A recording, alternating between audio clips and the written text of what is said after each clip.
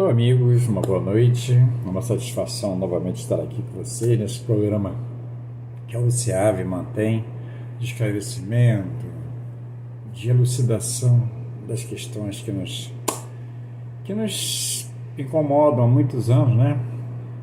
Porque muitos de nós passamos a nos interessar pelo Espiritismo justamente buscando respostas para todas essas dúvidas que trazemos desde a infância. Nós, que a maioria dos brasileiros fomos criados dentro de uma cultura católica que deixa muito a desejar com relação às explicações lógicas das questões religiosas e questões também da nossa vida, né?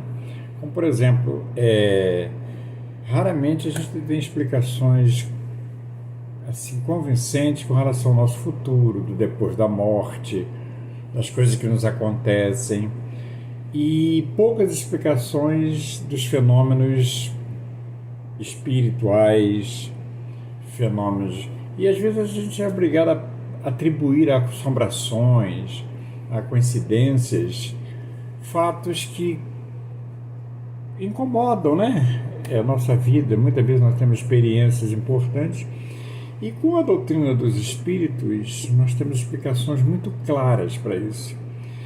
Eu sei que por questões diversas, por questões de ideologia, por questões outras, muitas pessoas não aceitam as explicações que o Espiritismo traz.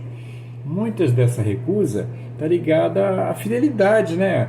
Porque muitas pessoas têm dificuldade de mudar de doutrina religiosa, de mudar de... Às vezes se mantém uma doutrina religiosa por ser a mais divulgada, por ser oficial, por ter maior número de pessoas, e se recusam muitas vezes a aceitar explicações lógicas, explicações convincentes, porque simplesmente contrariam seus pontos de vista ou o ponto de vista ensinado naquela religião em que a pessoa se formou. Nós vemos isso com...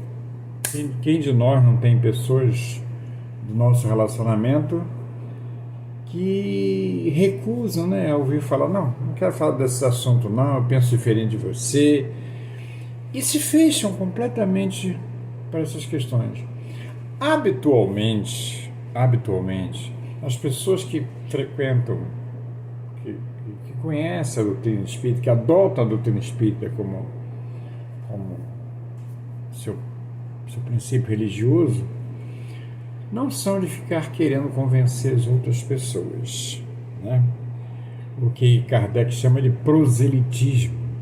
Não é normal o espírita ficar fazendo caminho fundo para convencer outras pessoas de que o espiritismo é a melhor religião e assim por diante. Diferentemente até de outras pessoas de outras religiões que insistem, né, que nós devemos ser da religião dele, conhecer aquilo, são mais ousados nessa proposta. E conhecer a doutrina espírita, como os espíritos nos dizem, Jesus falou disso, conhecereis a verdade vos libertará. Essa liberdade, no primeiro momento nós imaginamos libertar da ignorância, tá? Da ignorância. Porque quando nós conhecemos a verdade, essa verdade nos liberta, nos traz uma forma de vida diferente. E claro, se essa forma de ver diferente, se essa liberdade é positiva, nós passamos a agir melhor e temos naturalmente resultados melhores. Essa verdade também, esse conceito de verdade é questionável. Não há uma verdade única para a maioria das pessoas. Nós mesmos que temos na doutrina espírita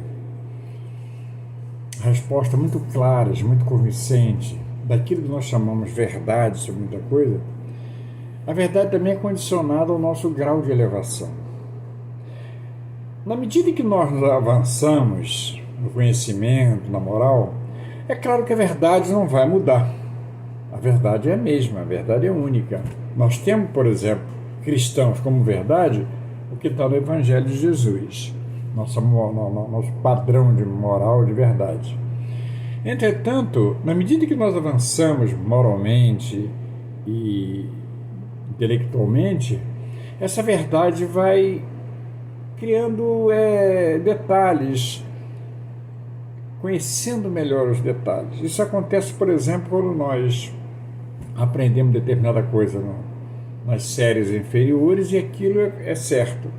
Na medida em que a gente se aperfeiçoa nos cursos superiores, especializados, aquela verdade vai se ampliando. Não deixa de ser verdade, repito, mas passa a ter uma interpretação mais aprofundada. E às vezes dá essa impressão de que aquilo que nós tínhamos aprendido não era verdade, porque ela estava, eu diria, incompleta. Então, com a doutrina dos Espíritos, nós temos acesso a muitas dessas verdades, ainda naturalmente proporcional ao nosso grau de conhecimento, porque a mesma doutrina espírita que serve para o iniciante serve também para o espírito elevado, como nós vemos diversas comunicações espirituais. O estudo André Luiz, por exemplo, fala muito como os livros espíritas, os livros da codificação, são estudados nas colônias espirituais, onde encontramos ambientes bastante superiores ao que nós estamos acostumados aqui na Terra. Então, esse conhecimento é que vai nos fazer melhores, na medida em que nós aplicamos, aceitamos esse conhecimento, aplicamos em nossas vidas e passamos a agir de modo adequado a esse conhecimento. Por exemplo, Jesus diz, em todo o seu Evangelho, nos traz a importância do amor, de servir. Os Espíritos ratificam para a gente que nós melhoramos na medida que nós desejamos para os outros aquilo que desejamos para nós mesmos. E quando nós aplicamos esses conhecimentos na nossa vida, agindo dessa forma, a prática do bem, a prática do amor, do servir, e aplicando esses princípios morais cristãos, que são ratificados pela doutrina na nossa vida, naturalmente nós usufruiremos de consequências muito positivas. Nós seremos pessoas melhores. Consequentemente, estaremos infringindo muito menos a lei maior. Consequentemente, ainda, a lei de causa e efeito nos trará efeitos positivos para ações mais positivas. Muitas vezes, diante da nossa ignorância ainda, não saber o que é certo e o que é errado, ou da nossa maldade, nós agimos contra a lei, contra os princípios, infringimos a lei. Logo, temos consequências rigorosas a respeito disso. E quando nós tratamos de doutrina espírita, o manancial de conhecimento é muito grande. E, particularmente, como o nosso assunto aqui deve sempre, por escolha nossa, tratar de reencarnação, que é um dos princípios básicos da doutrina espírita, e por meio dessa lei, por meio do conhecimento dessa lei, é que se explicam tantos e tantos fenômenos que acontecem na nossa vida, nas nossas relações com o mundo espiritual, na nossa relação com as nossas famílias, as nossas relações com nós mesmos, as nossas relações profissionais, porque isso tem muito, mas muito a ver com as nossas experiências de outras existências. E no Livro dos Espíritos, no capítulo que trata da pluralidade das existências, a partir da questão 171, Kardec bota o título de Justiça da Reencarnação. É claro que todo estudo de reencarnação nos leva a compreender isso como a justiça. A justiça só se realiza seguindo as leis divinas. E a da reencarnação é um processo muito interessante que Deus, na prova de sua infinita bondade, na sua prova de sua infinita justiça, na prova de que cada um de nós precisa seguir uma trajetória no bem, ele nos dá oportunidades infinitas para a nossa recuperação. O capítulo 17 do Evangelho segundo o Espiritismo tem como título Sede Perfeitos. E sede perfeitos, nós não podemos entender que é uma opção. Isso é uma determinação, é uma lei divina, sede perfeito. Nós temos necessariamente que ser perfeitos em algum momento. E é um desejo de todos nós, claro. Todos nós desejamos isso na medida em que nós vamos aumentando nosso conhecimento. Nós queremos a perfeição.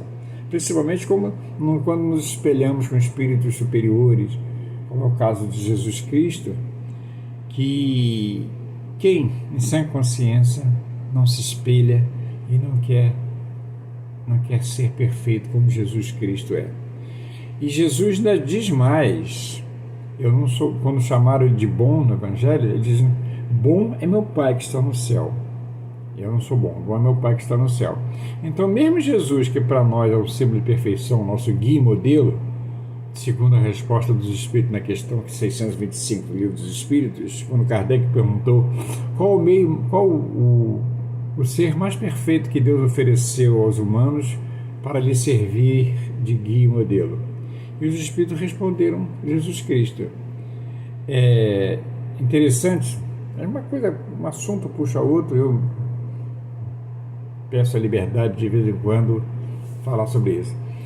É um detalhe muito importante que a gente nem sempre percebe no primeiro momento, é que os Espíritos, na tradução, quase todas as traduções, Kardec perguntou o ser mais perfeito que Deus ofereceu ao homem como seu guia e modelo. Repara que até nesse ponto o livre-arbítrio é destacado na nossa vida. Porque Deus não impõe sim as leis. Vou refazer a forma de falar. Deus impõe sim a lei. Agora, ele faculta a nós a obediência a essa lei. Claro, facultando, nós temos acertos e erros. Quando nós facultamos por desobedecer a lei, nós estamos sendo submetidos aos rigores da lei, às consequências da lei. Quando nós optamos por obedecer a lei, nós usufruímos das benesses da lei, que são justamente as consequências boas. E quando temos como uma das leis divinas o sede perfeitos, significa que todos nós precisamos e fatalmente chegaremos a esse ponto. E olhando a classificação que os Espíritos nos deram, Livro dos Espíritos, questões 100, 101, 102, nós ainda estamos numa classe, na terceira ordem dos Espíritos, né? Da moral dos Espíritos.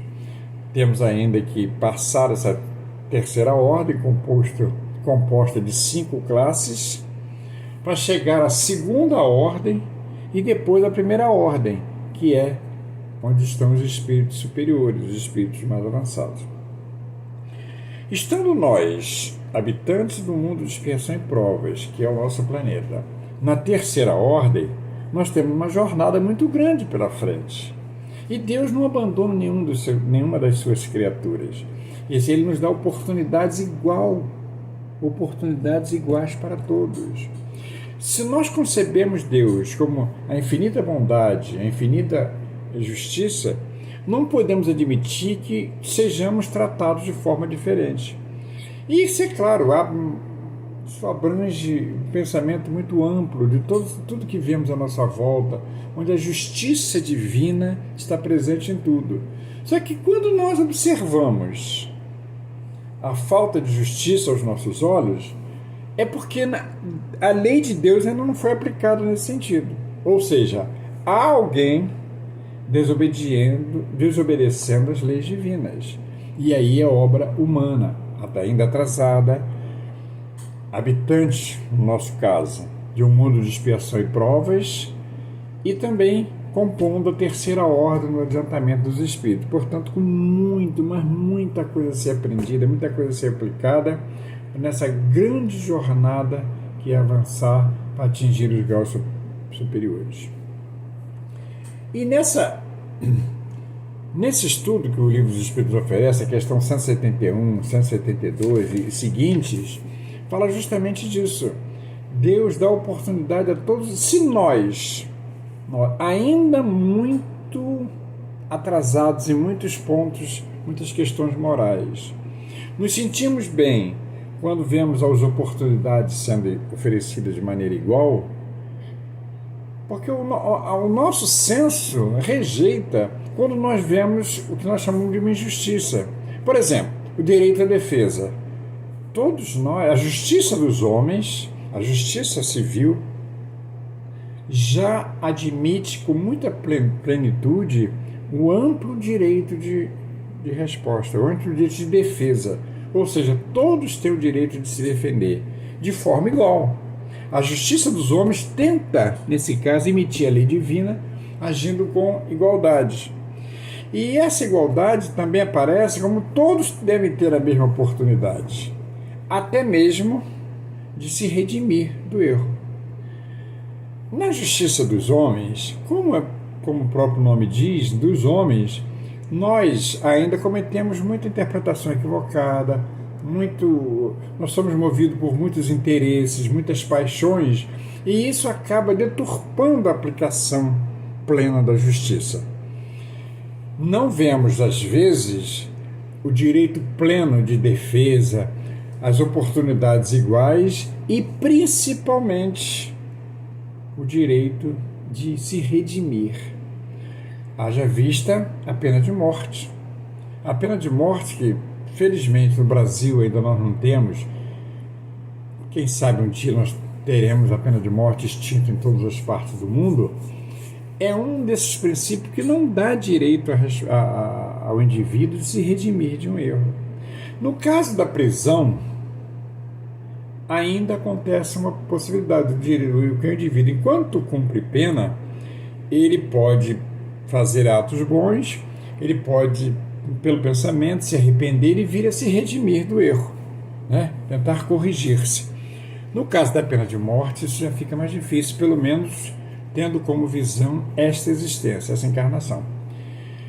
No princípio divino, na lei divina, esse princípio de redenção é assegurado a todos nós. Todos nós temos a oportunidade de nos refazer dos nossos erros, de nos redimir. E aí, claro, seria muito ingênuo admitir que todos os processos de remissão, de arrependimento, de redenção, poderia ser feito numa única existência que muitas vezes não passa de 50, 60 anos. E aí nós, para a aplicação da lei divina, nós precisamos de várias existências. Daí a justiça da reencarnação. E daí a causa também de muito sofrimento, causa de muitas dores, quando se tenta corrigir essas coisas. E aí o indivíduo, para se redimir, ele tenta, numa nova existência, por meio do seu corpo físico, por meio da doação que vai fazer, por meio das ligações com que terá e por meio dos projetos que vai empreender, passar muitas vezes por sacrifícios nessa existência, que aos nossos olhos parece que o indivíduo está sofrendo muito, que foi injustiçado, e nós sabemos que não há justiça na lei divina. O que há sim são refazimentos que nós já sabemos pelo estudo da doutrina dos espíritos. Cabe ao próprio espírito escolher essa forma de refazer suas questões. Quando ainda não depende, quando ainda não tem condições plenas de decidir por isso, ele recebe a ajuda da espiritualidade para que a sua nova existência seja compatível com os seus planos de se redimir, de se reeducar. Esse é o princípio maior da reencarnação. Voltamos a falar sobre isso em breve. Uma boa noite, fiquem todos com Deus. Tchau, tchau.